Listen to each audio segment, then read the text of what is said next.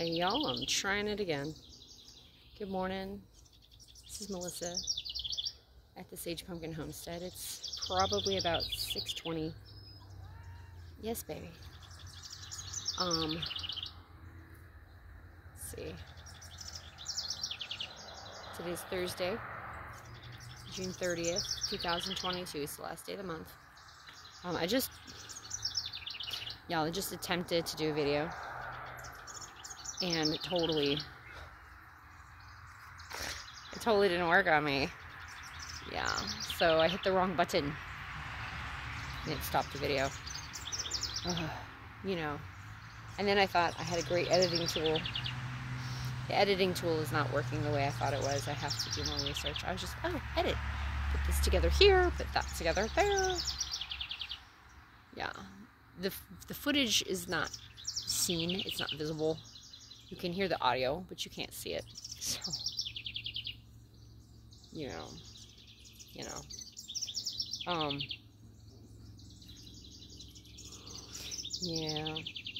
Anyway, so I thought I would do a little devotional thing about some things that I've been sort of kind of feeling. The journey to take us to this homestead.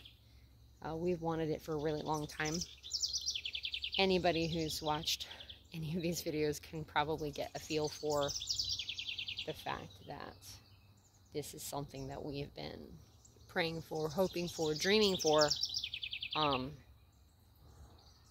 while. And I mean a while. I think the earliest video was in Maryland that I tried to post that had anything to do with this. And that was like 2018. So 2018. About 4 years ago, roughly. We moved to Maryland in 2017. And that was the beginning of the journey. I mean, the journey itself started, obviously, the moment I met my husband and married him. There was a whole part of that, kind of. I mean, it's almost like you can't say that the journey started, you know. I will say suburban roots, which I've mentioned in a lot of other videos. Both he and I have no background with agriculture in the sense of it was not really in our lives growing up. There wasn't like some grandpa had a farm that we would go visit during the summers. I have heard stories of people who say things like that. I'm not one of those people. Sorry, the ground is a little weird under here. But the journey of actually starting to dream about it, I started doing research and dreaming in Florida before we left.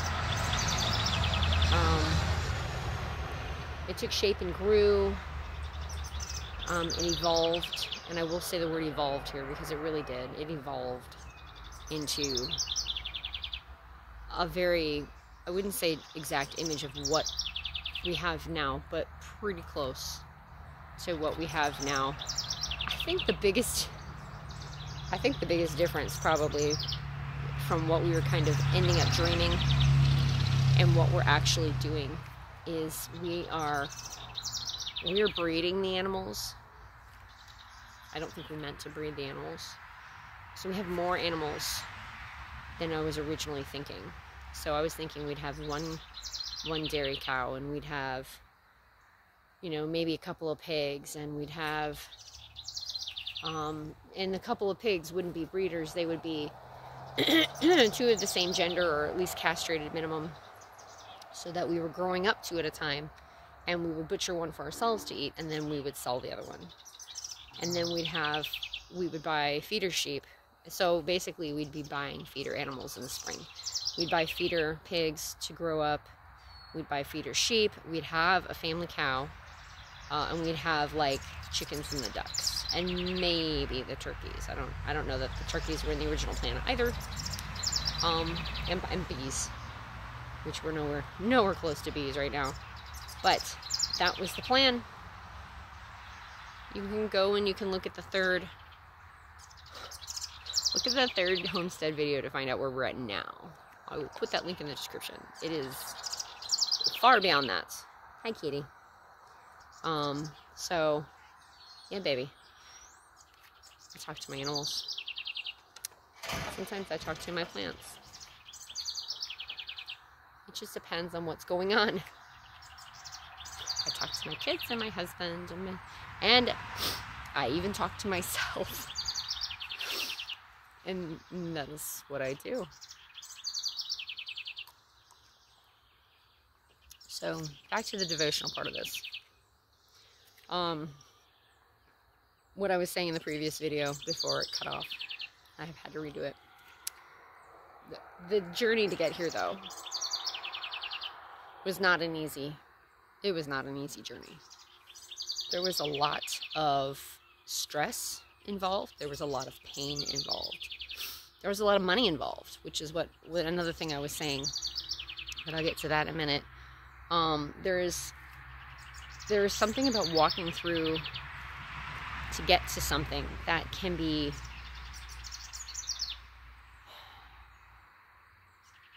it's either going to bring you closer to the Lord, y'all, or it's not. And there's a struggle in there. I would say that I don't know if I'm not sure how to explain it. It's a hard concept to sort of put into words. Sometimes you're just kind of there, and you really have no idea what's going on. When people tell you, well, trust in the Lord, you just keep looking to be in as well. And there's definitely that, and there's definitely been times in the journey that I have known that I don't know what's going on. I have no idea. I got nothing.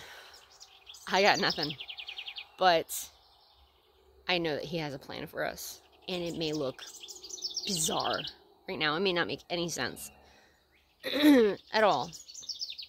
I'm coughing. But I also know that there's a peace that comes with knowing that He has us. And sometimes that peace definitely showed up.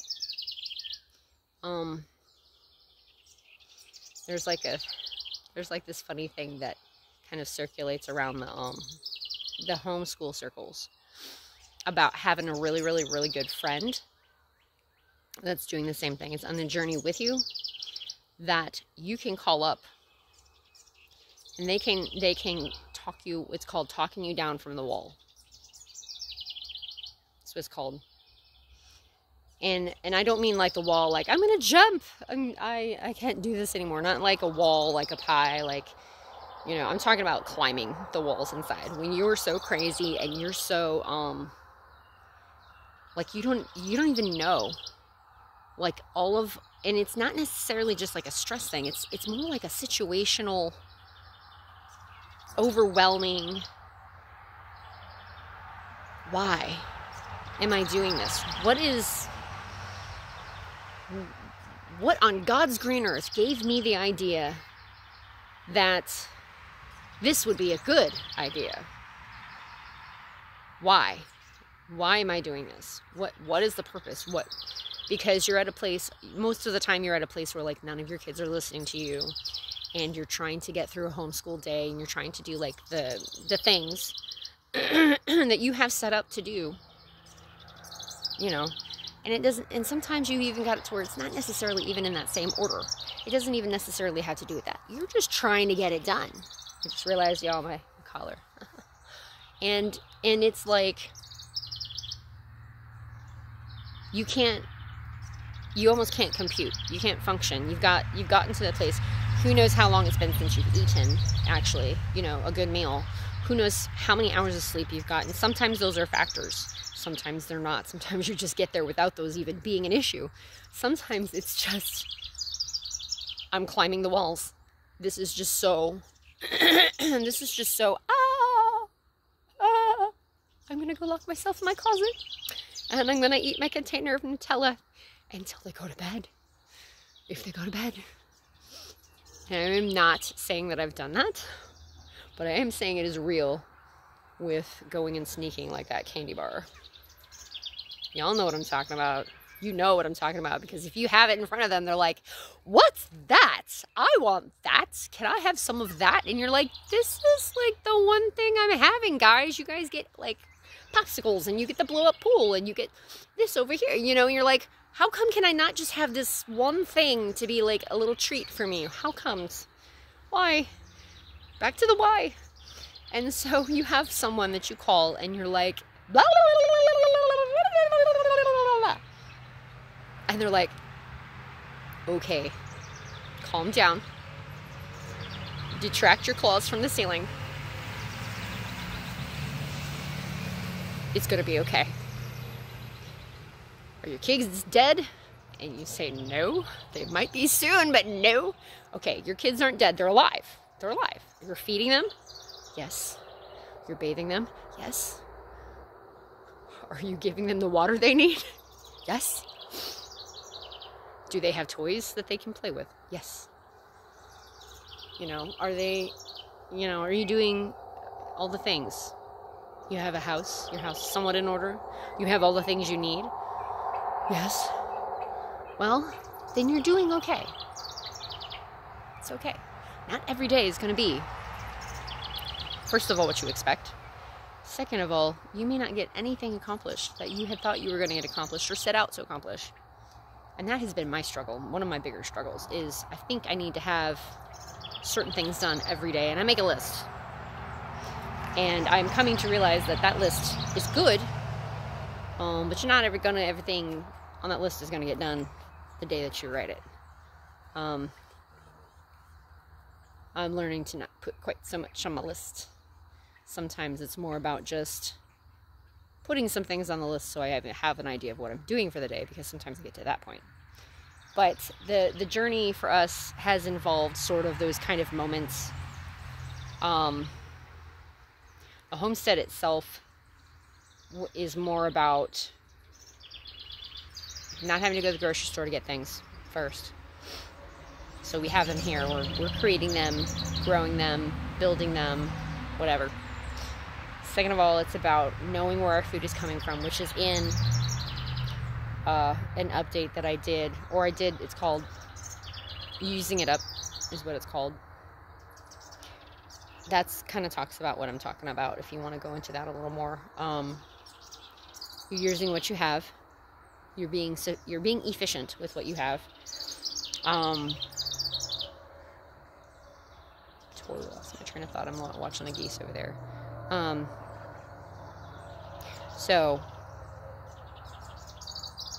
Oh yeah, why we're doing what we're doing. It's just another prime example of sometimes where my mind goes. I'm like, what was I doing? What was I thinking? What am I doing? Oh. So we don't have to go to the grocery store, so we're saving at least gas and time to a certain degree of driving over there. We're knowing where things are coming from, so I'm a lot more comfortable with, you know, our animals being healthy, so that we're eating healthy food. So we don't have to go to the doctor is another big part of it. If we're eating the things we're supposed to be doing and taking care of our bodies in that way, we should not have to go to the doctor. It's been helping health-wise.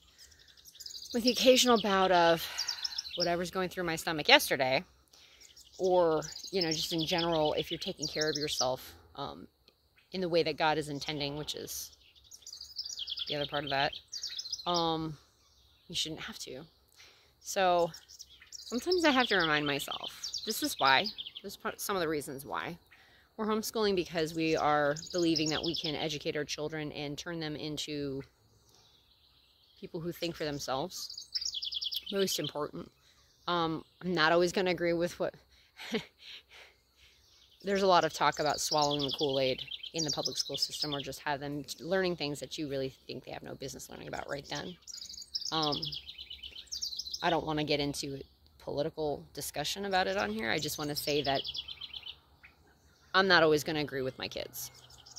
They may make decisions later and have opinions later that I am absolutely like, how in the world can you even get there? That makes no sense to me. That's just, you know, blah. But if they're thinking for themselves, at least I have that, the knowledge that I gave them the tools to do what they need to do and make the decisions that they need to make in their life, whether I agree with them or not. And that's a whole nother discussion as well, but that's one of the biggest reasons. And it's funny because I was having a discussion with my husband yesterday, it might have been the day before, about how with adulting being such an issue, if you look on the internet, my generation, not my generation, I don't even know if it's millennials, but there's like this area in the generation where there's people who are like, we don't know how to adult. We don't know what that looks like. A really great example would be if you ever watch Parks and Recreation. I can't remember the guy's name. It's the character that Chris Pratt plays in this television series. And I think it was like 5 or 6 seasons. I could be wrong. But his character through the entire series, that's an example of what I'm talking about. Yes, it's a television series. And yes, it's funny and it's not necessarily completely, reality based. It's not always like that. But it's that thing where they don't, either they didn't get taught how to do it or they didn't care to learn how to do it. And they're just sort of, they don't know how to budget. They don't know how to pay rent. They don't know how to live on their own. They don't know how to cook a meal. They don't know how to change a tire. They don't know how to do a lot of okay, don't get me wrong. I don't know how to change a tire either. I'm still relying on my husband for that one. But the point is that they don't know how to do anything. They don't know how to clean their house. It's like, what is wrong with you? How do you not know how to do these things? But if no one taught them how to do it, or they didn't care to learn it, and with parents working more, I'm sure that's a nice big factor in that. But our kids, I believe the statement was something along the lines that sometimes he thinks that our children are more of adults now than some of the adults that are out there right now. Because our children have a certain, I'm not going to necessarily say maturity level, because they are kids. And I'm not sure if that's the word I'm looking for. There's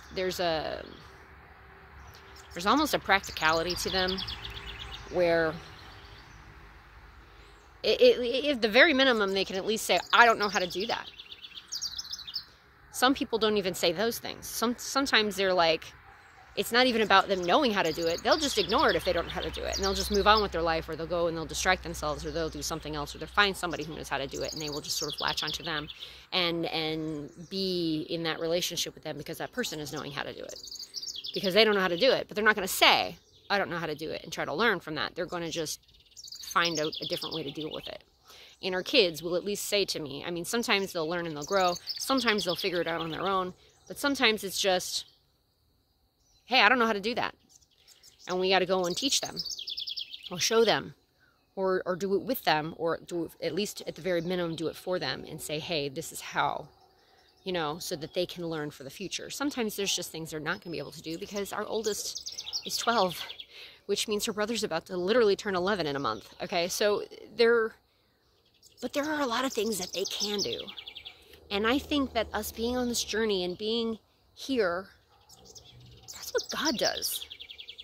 He brings us through a journey, and He's growing us and He's teaching us. And we have the choice to say, well, I don't know how to do that. Or I don't know why I'm here. This doesn't look like it's supposed to. Our kids will say that a lot. I'm doing it, but it doesn't look right. Something's not right. It doesn't. And it's the opportunity for him to go, it's okay. Let's do it again. Or I'll show you how. Or let me bring this person into your life who can help you. Or any other number of things. And we are at a very good church. At least in the sense that it's really good about people connecting with people and trying to help people connect with God. And we have a fantastic small group that we go to, and it's a good group. In fact, it's almost every single time we're at a church. If we find a really good small group, it's hard to leave the church only because we'd have to leave that small group. And there was a time in Florida where we were still going to the small group and we weren't at that church. And we made sure that was okay. And the church was like, that's fine, I guess, whatever, So it's the connections with people that are on your level. That's the real church. It's finding, I'm not saying that going into the building and sitting under your pastor and having your worship songs and and connecting with people there and finding where to fit in and plug in. Those are definitely kids getting together, spending time. Those are all, it's church too. But the nitty gritty of learning what his word is saying and really digging deep and doing life with other people is super important. And I don't think that we would have gotten as far on our journey here without those people. And I said in one of the other videos like a while ago that if we could find a really good trifecta, I call it a trifecta, a good home church, a good homesteading community, and a good homeschooling community, that we would do well. And I believe that that is what we have. The church is not anywhere close to our home now.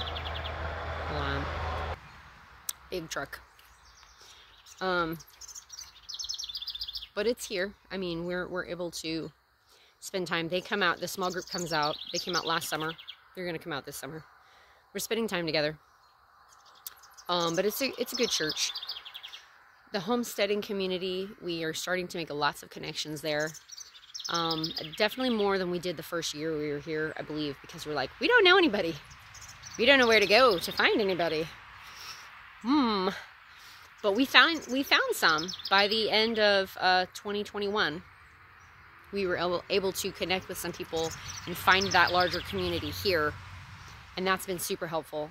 And on top of all of that, the homeschooling community has been, there's definitely homeschool presence here. I actually find that the American Heritage Girls and the homeschooling have been intertwined enough that I'm finding a lot. Everybody that was in American Heritage Girls troop, especially the ones that I was teaching this past program year, they're all homeschoolers. So it's been pretty awesome. The only really bad thing is it's kind of in DeSoto, which is like a 40-minute drive. Everything is a really long drive from here. Minimum is 20 minutes right into like the St. Clair area. But there are people that will go into that troop that are like me, that are closer here. And we've already discussed starting something here. And that's in the works too, but it's just the connections are being made. And we're a year or two. We really haven't been here that long. And that's one of the things that I have to keep reminding myself. We get overwhelmed and we get, why? Why are we doing this? We do all the things and it gets crazy. And we have to be reminded why we're doing it. But the journey to get here, that was what I was going to try to talk about. Again, it's not easy, and you're having to invest in what you know is coming. And sometimes that's what God asks us to do. I'm not talking about monetary, even though this has been a lot of monetary investment. We finally got the property, and then we had to spend a bunch of money to populate the property with the livestock and the garden and all of the things to take care of them, materials and equipment and tools to put it all together. Like, it's been a lot of investment. Like a lot of investment. And I wonder sometimes about them going into the promised land. Yeah, we're here. And I know that the story goes something along the lines of that they had houses were already built and the vineyards were already done and a lot of it was already set up for them. But with all of their laws that they had put into place while they were in the desert and all of the things that go with that, I kind of wonder how much they must have had some work to do. There had to be something somehow that they had to do work in order to, by law, be where they needed to be. So it wasn't just, oh, we're here, we've arrived. They might have felt that way, at least at first, but I'm sure that they might have been surprised at, what? Look at all this work we have to do. Wait a minute. I thought we arrived. And I'm not saying that we fully thought we arrived here, but I think there might have been a little bit of idolatry going on that we thought, oh, well, when we finally get our homestead, this won't be an issue so much. Or when we finally, have all of our egg-laying chickens, we won't have to worry about buying eggs at the store, which is true, but it's work. And I don't just mean like you have to go walk out to the shed and bring your little basket and get your eggs. I mean, like sometimes they go and they lay them in like other places and you have to hunt them down. Well, the eggs are important enough to us that we will do that because we want those eggs. But it's more work than just going to the grocery store and pulling them out of the case and putting them in your cart and taking them home when you pay for them. There's more, it's not just this easy lifestyle thing, and there's some people who can keep their, you know, we've made decisions that we've made for ourselves. Can we make things easier? Yeah. We might have to invest even some more money in that to make it a little easier, but we could, but we don't want to. We like the way that we're doing it because we're trying to be as natural as possible with them as well. We're trying to give all of them what they need within parameters. We're not going to enclose them into this little thing. I mean, I'm not going to get into it because some people do, and their chickens are happy, and they have plenty of time to invest in going in and keeping it clean and looking nice and all the things. We have way more animals than that. So it is what it is. We give them a lot more freedom because we don't have as, you know, cleaning the coop out, like a really good clean out, happens probably once a month, like a really good one. So now that I've gone on for 25 minutes, 26 minutes, I don't know if anyone's going to want to watch this. And I'm not sure what I'll title it, but it's God is good all the time. And getting to a place where you're realizing your dreams doesn't always mean that it's going to be what you expect. A lot of the time I've heard that God will bless your socks off beyond when you keep Him in the forefront, and that has been what we have done. It has always been about how can we use this for God's glory. Yes, we don't want to go to the store, and yes, we want to be healthy, and yes, you know, yes. All the things I talked about. But our bigger goal is how can we bless others around us? How can we help those who need something that don't have it maybe? How can we use this property to have people come and maybe learn how to do some of these things if they're wanting to learn so that they can do the same type of thing? It's always been about using it for God's glory. And I think that that is probably one of the biggest, no, it is the biggest reason that He's blessed it so well. Beyond, it's a lot of work, and there's still days I'm like, why? But it's amazing. It really, really is. And on that note, I will say thank you for joining me, Melissa, at the Sage Pumpkin Homestead. And until next time, I will say to you, be blessed. And don't give up. I have another video about that I'm probably going to try to figure out how to put on here at some point. Don't give up. Keep going. It will be worth it. Do not give up. So, again, until next time, be blessed.